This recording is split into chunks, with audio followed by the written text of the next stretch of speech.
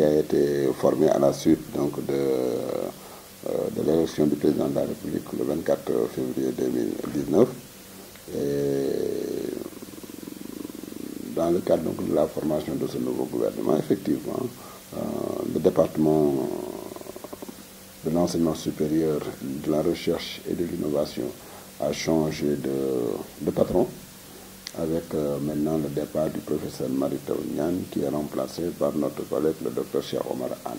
Mais permettez-moi quand même de pouvoir rendre un hommage au ministre Mary Teuw Niane, qui est un professeur émérite, qui a eu à diriger ce ministère pendant 6 ans et 5 mois.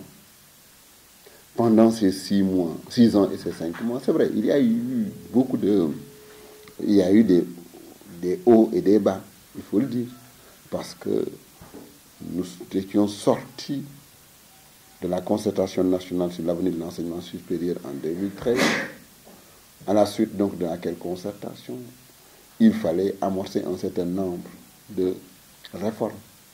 Et on sait que les réformes sont très dures à mettre en œuvre, parce que ces réformes peuvent toucher à des privilèges, à des conforts, à un certain nombre de choses auxquelles les destinataires de cette réforme-là sont habitués. Et vous savez que, quelque part, il y a des personnes qui sont un peu réfractaires au changement. Donc, forcément, ces réformes allaient causer donc des difficultés, ça on le sait. Maintenant, tout dépendait de la nature de la personne qui doit incarner donc ces réformes-là, comment elle s'y prend. C'est vrai, dans un premier temps, il y a eu beaucoup de difficultés avec lui, ça il faut le reconnaître. Nous ne faisons pas la fine bouche dessus. Mais si vous suivez un petit peu donc l'actualité, vous aurez remarqué que ces 3 dernières années, le sous-secteur de l'enseignement supérieur était stable, et très stable pratiquement. Hormis l'événement douloureux qu'il y a eu à Saint-Louis avec le décès de notre étudiant Fallou Sène, mais paix à son âme. En dehors donc de cet épisode-là, vous aurez remarqué quand même que l'enseignement supérieur est stable depuis 3 ans. Donc il faut en faire une lecture. Pourquoi? Ça dit que pourquoi il y a eu cette stabilité dans le sous-secteur de l'enseignement supérieur. Et ça, c'est une lecture que l'opinion publique doit faire, mais c'est une lecture également que les autorités actuelles doivent faire. Donc, c'est dû à un style de management. Ce style, c'était quoi? C'était privilégier tout simplement donc le dialogue. C'était privilégier les discussions. C'était anticiper sur les problèmes. C'est également avoir un esprit de consensus sur toutes les questions qui sont posées et qui concernent l'enseignement supérieur. Mais c'est ça qui nous a valu cette stabilité dans le sous-secteur de l'enseignement supérieur.